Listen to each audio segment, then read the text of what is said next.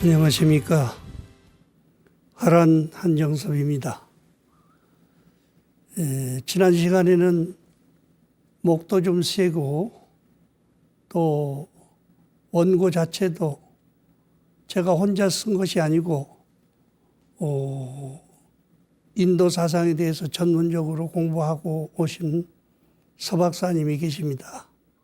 그래서 그 불교 이전의 것이라든지 또 근래의 것이라도 외국 사람들이 번역한 것은 그분보다 원고를 좀 정리를 하라고 그래서 했기 때문에 조금 서툰 점이 있게 됐습니다. 그러나 이번부터서는 주로 부처님께서 도깨 치시고 난 뒤에 중생 교화하는 그런 그 입장에서 여러 군데를 다니시게 되는데 다니시는 것에 대해서 현대적으로 이해할 수 있도록 내가 사진을 몇 장 가져왔습니다.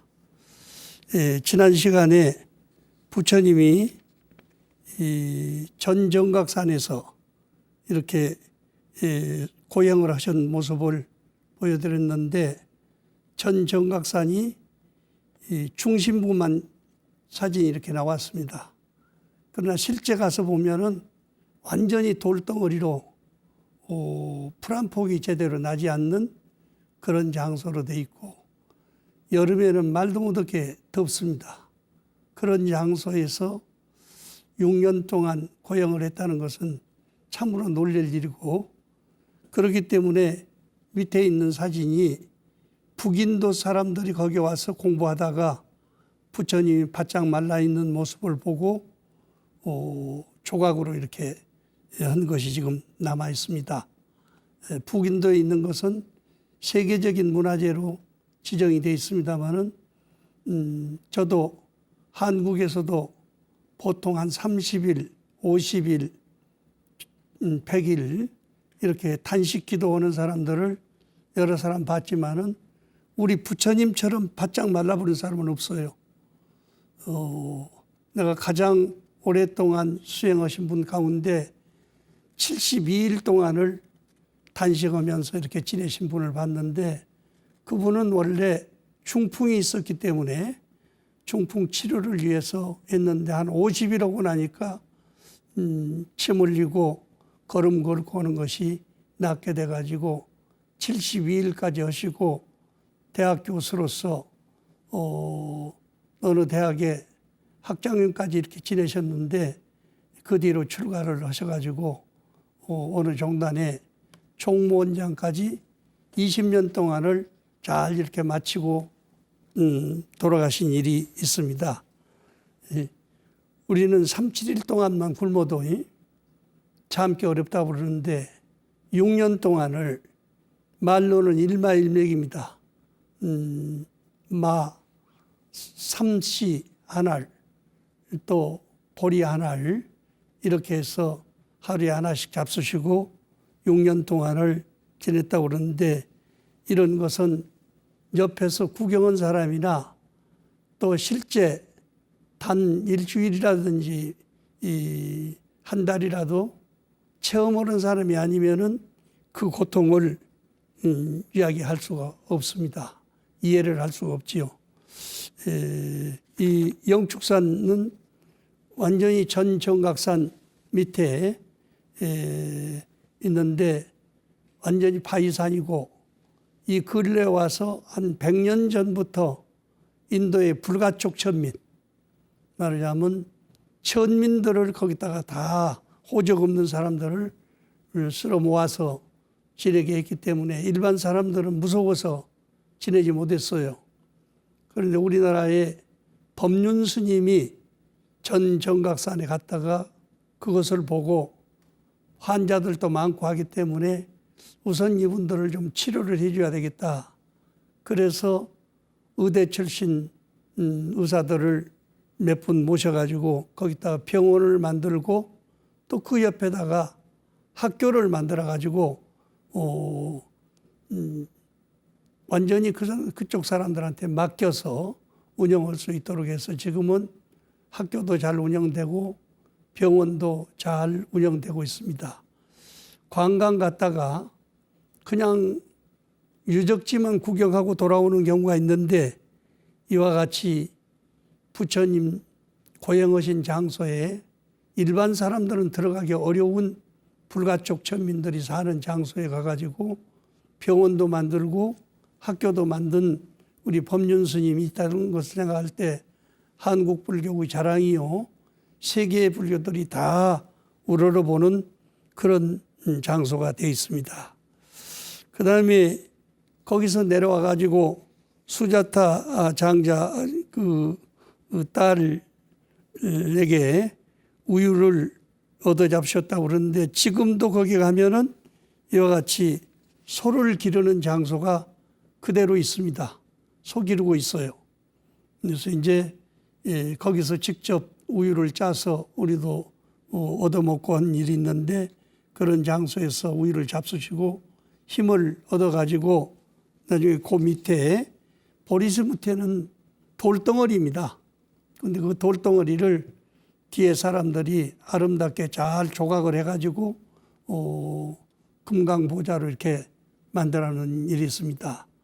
내가 생각할 때 아무리 못난 돌덩어리여도 정말로 위대한 사람이 한번 앉았다가 지나가기만 해도 그것이 영원한 생명관을 가질 수 있는 그러한 이치를 가지게 돼 있는데 우리 부처님께서 여기 앉아서 일주일 동안 앉아가지고 도를 깨친 것이 바로 그 자리가 이렇게 훌륭한 금강보좌가 되어 있다는 거, 또 그 자리에서 도를 깨쳤을 때도 수자타가 그 목욕 오실 때 유미죽을 공양을 하는 것 같이 이렇게 되어 있지만은 그렇게 다 끝난 뒤에도 나중에 갖다 이렇게 공양을 올리는 모습이 아름답게 사진으로 만들어져 있습니다.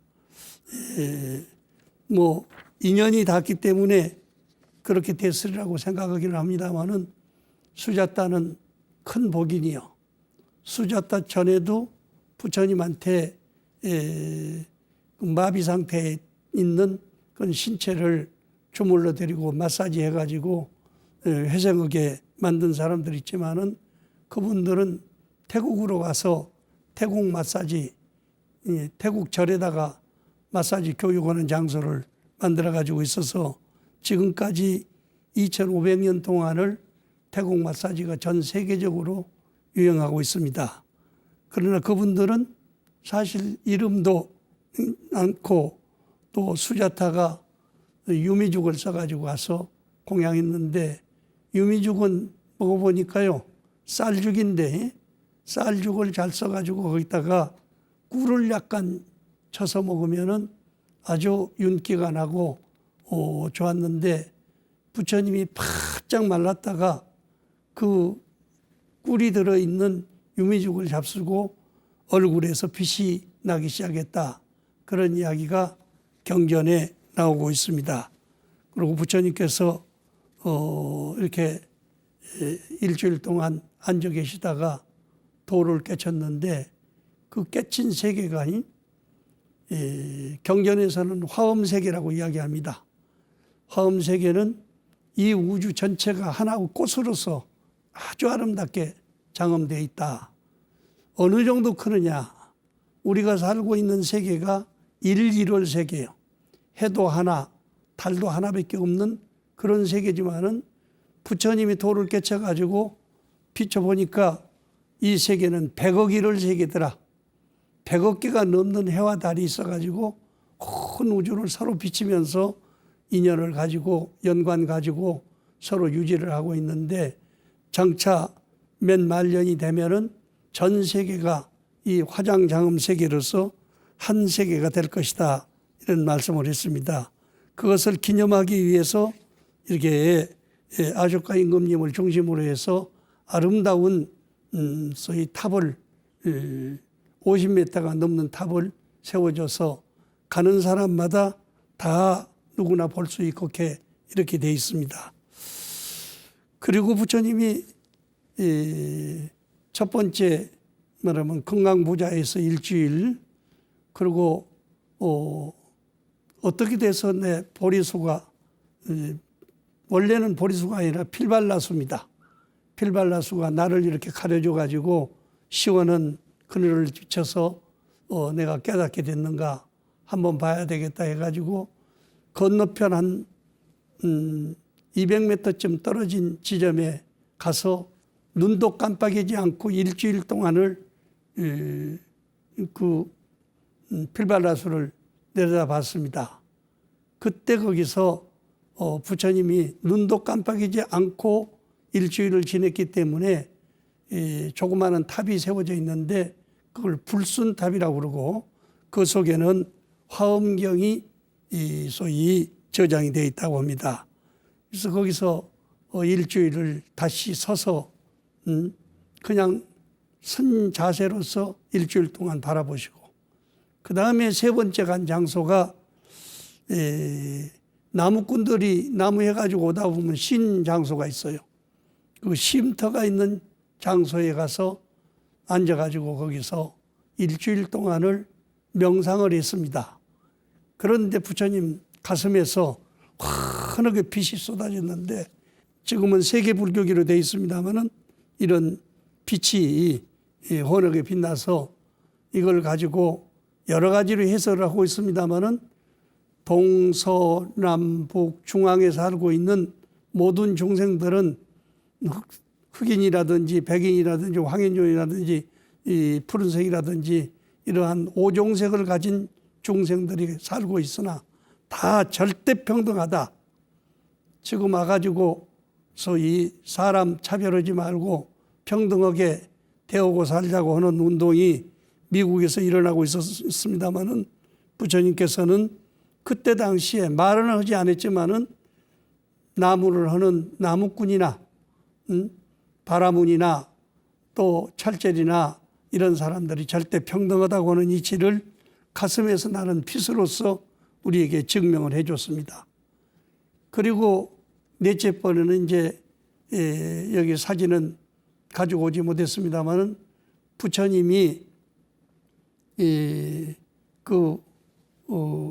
아까 이렇게 아름다운 건물 옆에 딱 붙어 있는데 이 옆에 가서 조그마한 사당이 있습니다.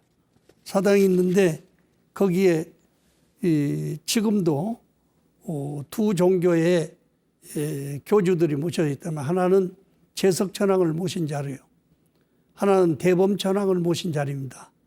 그래서 거기다가 이제 늘 옛날부터 그 신앙해 오던 사람들이 있는데 그때 부처님이 그 옆에 가서 앉으니까 그 신앙하는 사람들이 제석천왕을 신앙하는 사람은 제석이라고 봐야죠. 대범천왕을 신앙하는 사람은 대범이라고 봐야죠. 이 두 분이 와서 인사를 드리면서 부처님은 이 세상에 태어나기 어렵습니다. 위대한 깨달음 얻으신 부처님께서 중생들을 위해서 법문을 해 주신다 하면은 모든 중생들이 생사 없는 열반을 얻게 될 것입니다 하고 3번 간청을 했습니다. 그래서 부처님께서 내 말을 알아들을 수 있는 사람이 있을까?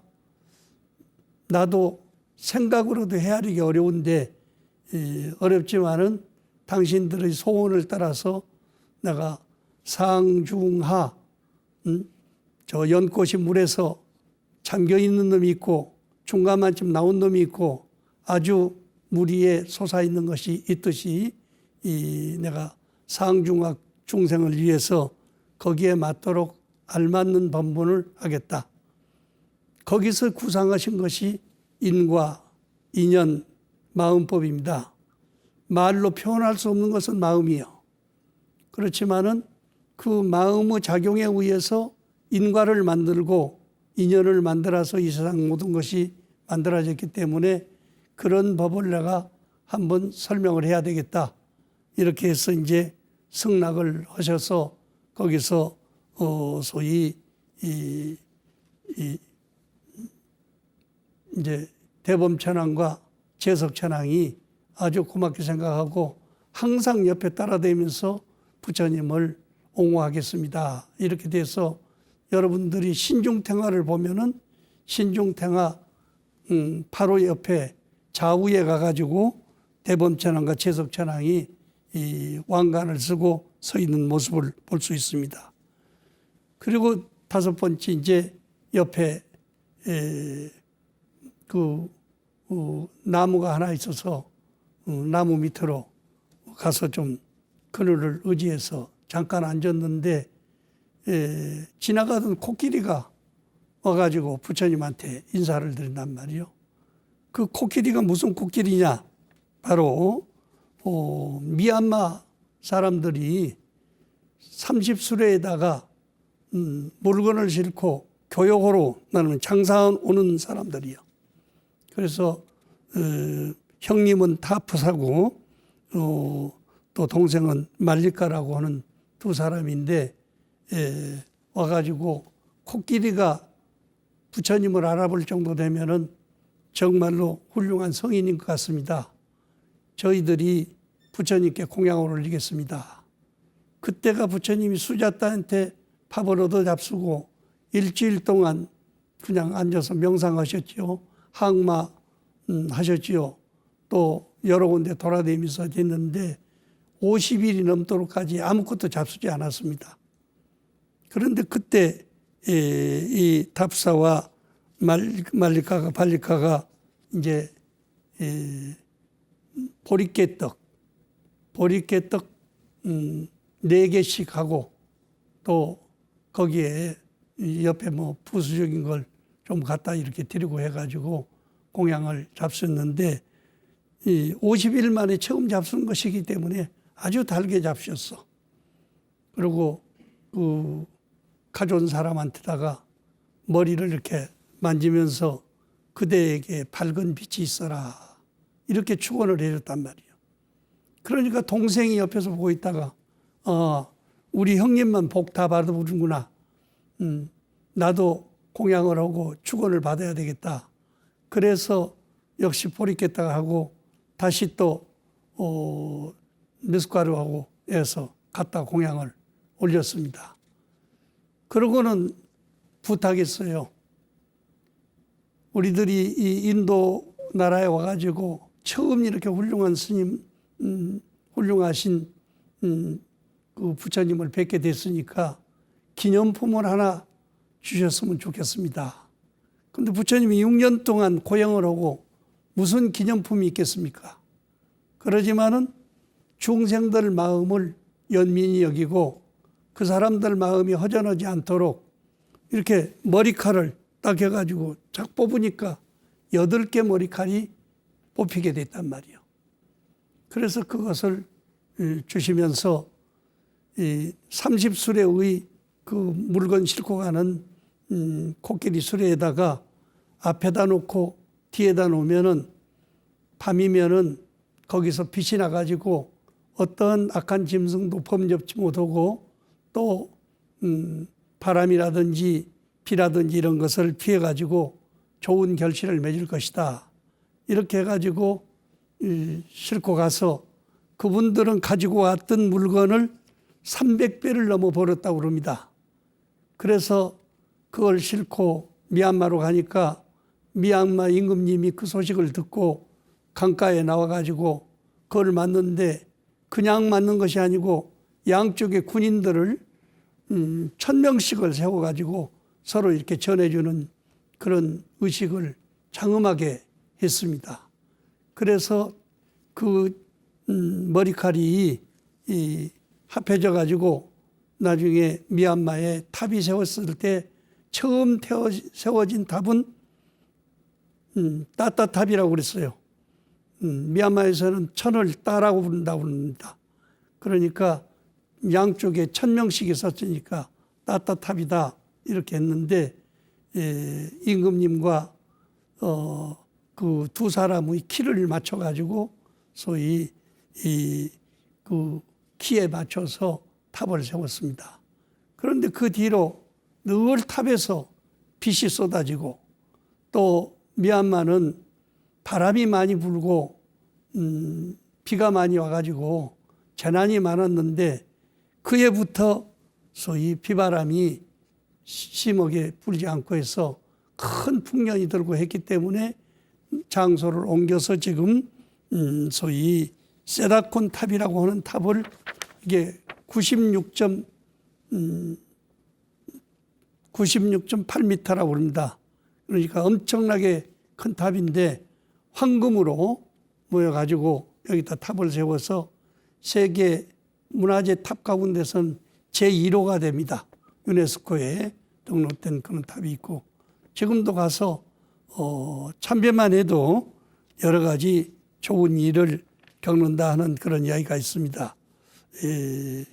부처님이 살아계실 때 돌아가신 뒤에 사리탑을 만들었다 이렇게 이야기합니다마는 실제로 살아계실 때 최초로 만들어진 탑은 바로 이 세다콘 탑입니다. 미얀마에 있는 세다콘 탑이에요. 거기서 이제 머리칼을 주고 그 사람들이 준 음식을 근데 사실은 과식이 됐지요. 한 사람 몫이만 먹어도 되는데 두 사람 몫을 받아서 먹다 보니까 과식이 됐습니다. 그래서 약간 설사가 났는데 부처님이 그 뒷산으로 올라가 가지고 무슨 나무 열매를 따먹고 그 설사가 그쳤다. 그런 이야기가 경전에 나옵니다. 그래서 그걸 찾아보니까 소위 아가오 산배 열매요. 산배 열매인데 역시 지사제로서 좋은 약재가 된다. 그런 이야기가 있습니다. 그뿐만이 아니라 부처님이 혼자 있을 때라든지 주위의 제자들이 몸이 아플 때라든지 무슨 풀 같은 것을 뽑아가지고 와서 데려 먹이기도 하고 생으로 먹이기도 하고 이런 일이 있는데 이런 것들을 종류를 찾아보니까 대지도론이라고 하는 책에 인도 사람들이 사용하는 소위 약재가 800가지 이상 나옵니다. 그래서 우리는 전공하는 것은 아니지만은 내가 경희대학교 불교부 학생들 법문할 때 그 이야기를 했더니 그 자료를 찾아서 소위 인도 의학이라고 해가지고서 논문을 쓴 사람도 있고 이렇습니다. 그래서 이제 부처님이 그 자리에서 비가 쏟아지기 시작했어. 그래서 좀 뒤쪽 골목으로 올라가니까 조그마한 동굴이 하나 있는데 동굴 속에 모기, 파리, 등에 같은 것이 꽉 차 있단 말이에요. 그래서 사실은 그걸로 비를 피해서 들어가려고 생각했는데 들어가지 못하고 앞에 가서 이렇게 앉아 있으니까 코브라 한 마리가 와가지고 느릅나무에다가 꼬리를 꽉 잡매고는 그 머리를 펴가지고 부처님을 일주일 동안 이렇게 보호를 한 일이 있습니다.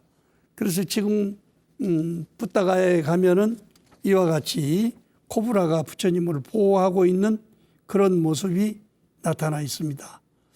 이런 점은 참으로 말 못하는 짐승이지만은 부처님을 잘 보호하고 일주일 동안 보호했다가 비가 그치니까 딱 또래를 틀고 부처님 앞에 와가지고 고개를 들고 혀를 널름거려서 부처님께서 뱀을 위해서 법문을 해준 것이 있습니다. 고요한 곳에 멀리 와 있는 것 즐거운 것이다. 법을 듣고 보는 것 즐거운 것이다. 세간에 이끌리지 않는 것 즐거운 것이다. 중생을 사랑하는 것 즐거운 것이다. 세간의 욕심을 여인 것 즐거운 것이다. 똑같이 은혜를 버린 것 즐거운 것이다. 능히 아만을 조복받는 것 최상의 즐거운 것이다. 그래서 즐거운 것이라는 것이 7개 들어가기 때문에 이것을 칠락법문이라고 그럽니다.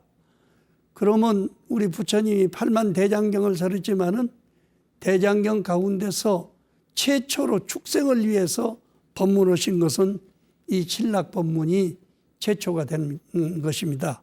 그래서 우리 사람으로서는 알아듣고 알아듣지 못하는 것이 있지만은 축생들도 알아듣기 때문에 그때 뱀이 맹세했다고 그럽니다.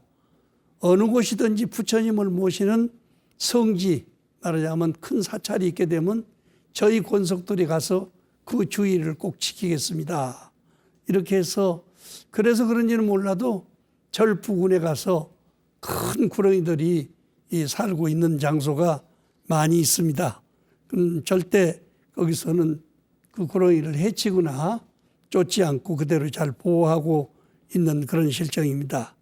이렇게 해서 부처님은 마지막 7차례에 거쳐서 소위 축생에게 법문을 마치시고 이제 날씨가 그쳤기 때문에 조금 한가한 장소로 내려갑니다. 내려가서 이제 아까 그 충생을 교화해 달라고 제석천왕과 대범천왕이 부탁했지만은 그 부탁하기 전부터 도를 깨친 뒤에 내가 이 지금까지 공부하고 있는 가운데서 신세를 많이 진 분들이 있는데 누구 먼저 제도할 것이냐.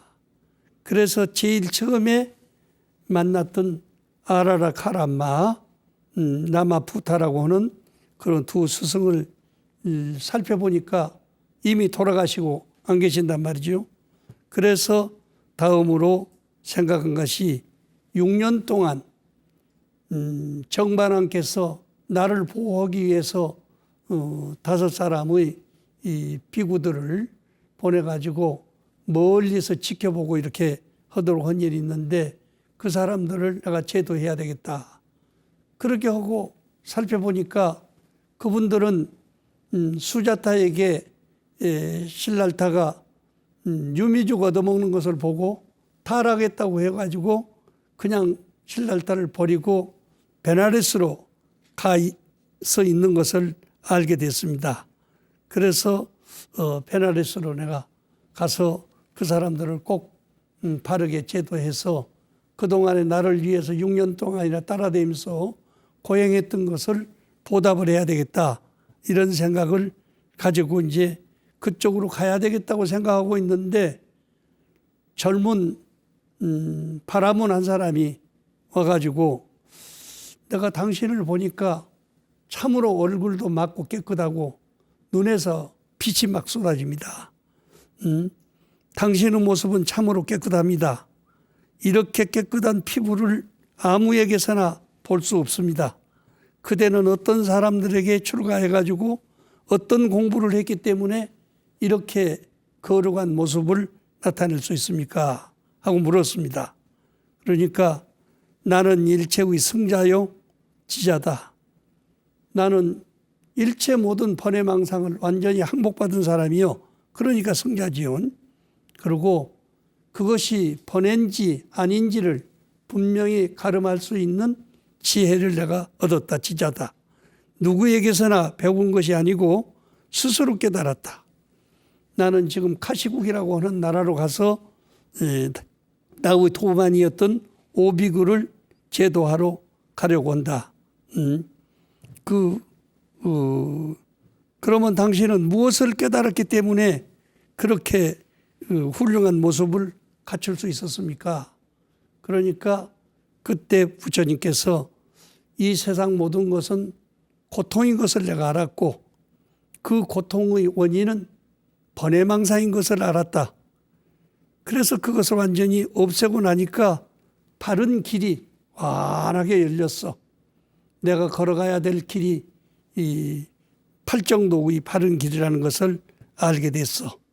그리고 나는 그 뒤로도 팔정도를 보고도 사선 팔정을 통해 가지고 내 마음을 안정하고 도를 깨닫고 온이 공한 이치를 이 몸뚱아리가 공한 이치를 깨달았기 때문에 모든 고통이 완전히 나는 이어졌다.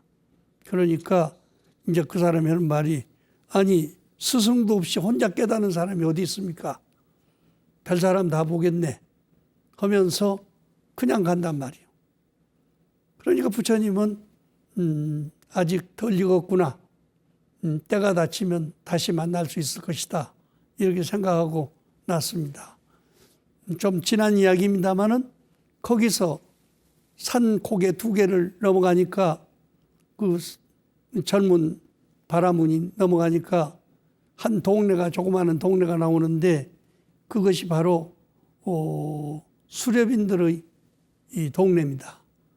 그래서 아버지를 중심으로 해서 남자들은 다 산에 사냥으로 가고 오직 집에서는 젊은 처자 하나만 남아 있었단 말이에요. 그러니까 이 바라문이 젊은 사람이니까 그 집에 들어가서 밥을 얻어먹고는 생각을 하는 거예요.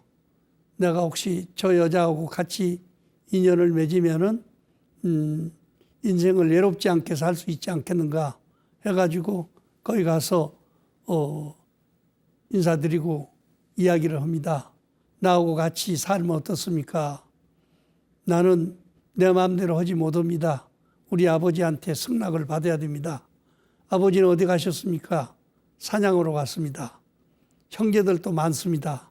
나중에 오시면 물어가지고 하도록 합시다. 그래서 싫지 않게 생각하기 때문에 기다렸다가 이틀 만에 사냥꾼들이 다 돌아오니까 아버지한테 이야기하니까 아버지가 그래, 바라문은 수행자요. 공부를 해야지 여자에 빠지면 되겠어요? 그러나 내 이야기를 들으니까 벌써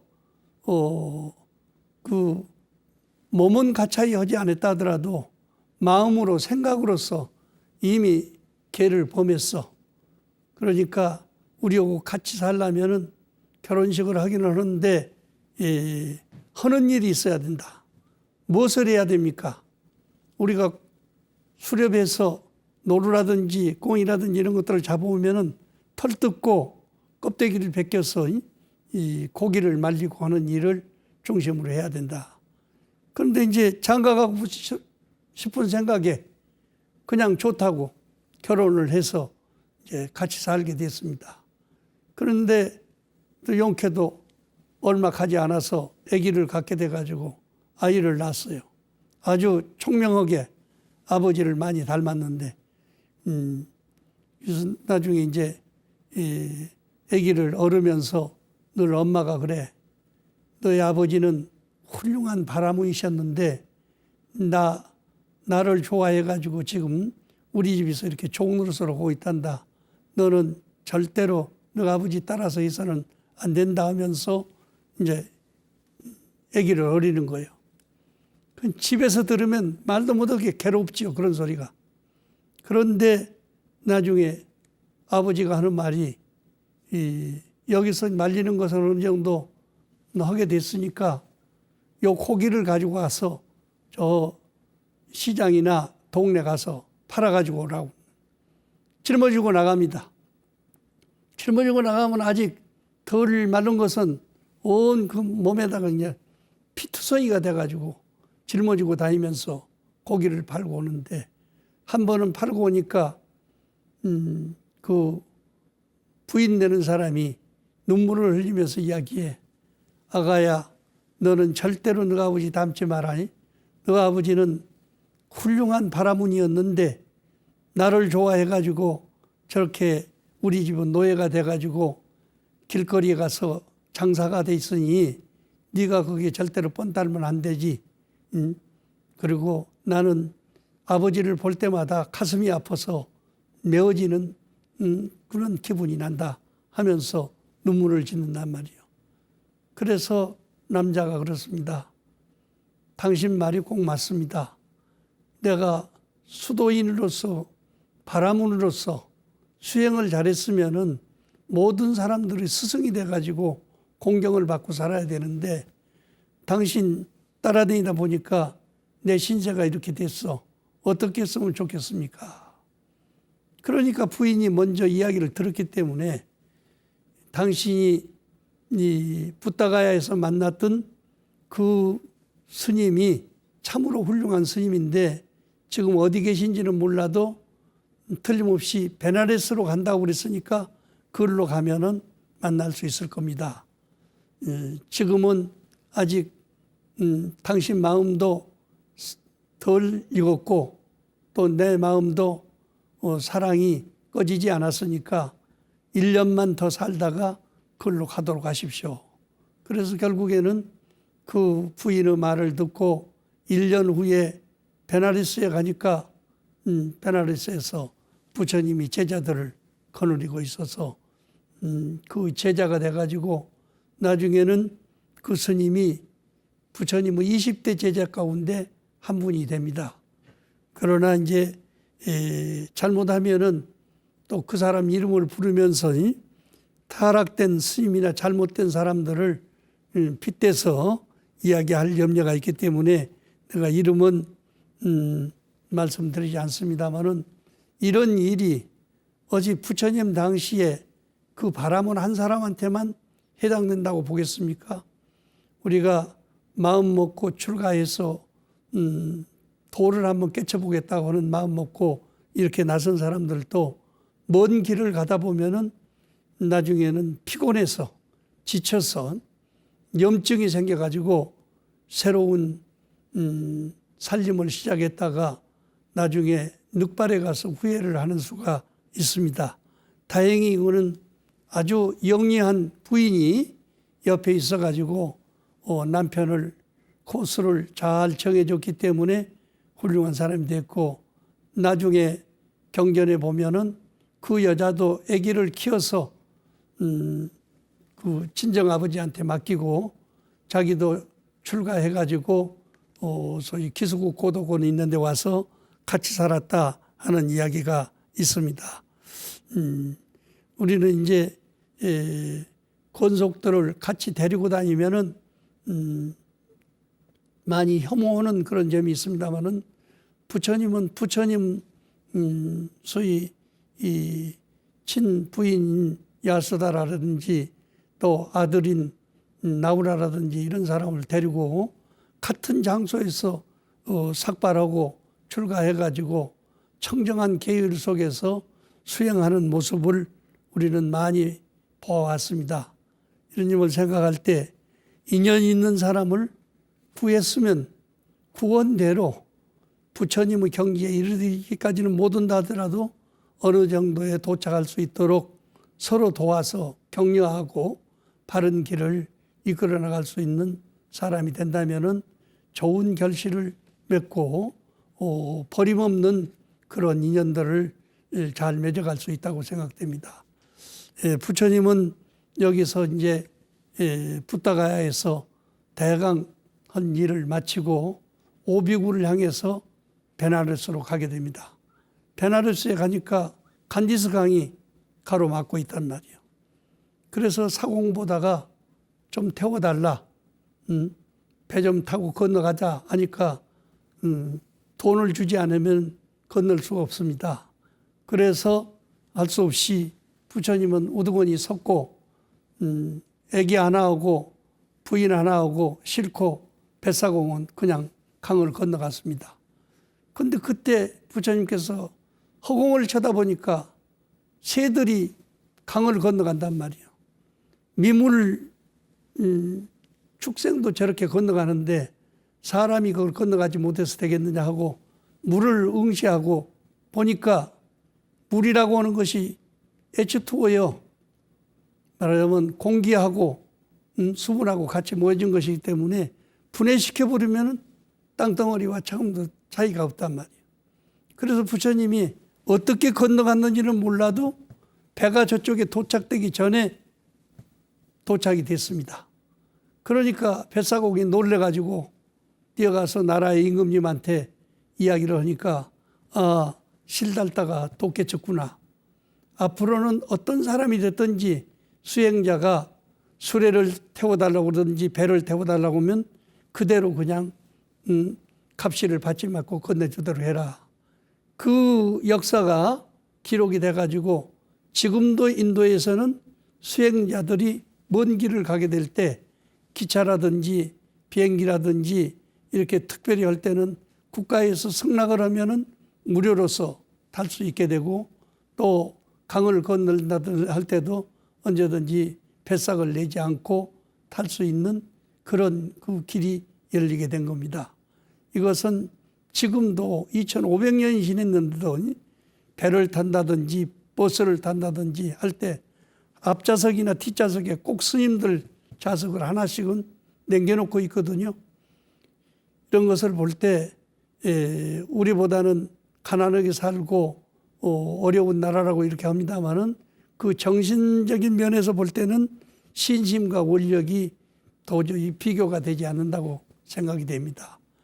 어느 곳에 가든지 또 어떤 일을 하든지 우리 스승 되시는 스님들이나 또 지도자들이 의논하면은 어떻게든지 일이 잘 되도록 해서 그 성취시켜질 수 있도록 도와주시게 한다면은 불자로서의 사명을 다할 수 있다고 생각이 됩니다. 이번 4월 초파일 내가 밤새도록 우리 텔레비 봤습니다. 그러니까 한두 사람이 하는 거 아니고 전국에 있는 모든 불자들이 뜻을 모아서 등불을 켜고 찬송가를 부르고 등불의 행진을 하는 것을 보니까 참으로 환희심이 났습니다. 이런 것은 혼자 한다고 되는 것이 아니거든요. 여러 사람이 뜻을 모아서 잘 협조하면은 복된 일이 이루어질 수 있게 되기 때문에 앞으로 우리 불자들이 더욱 단합해 나갈 수 있도록 노력해 주시기 바랍니다. 감사합니다.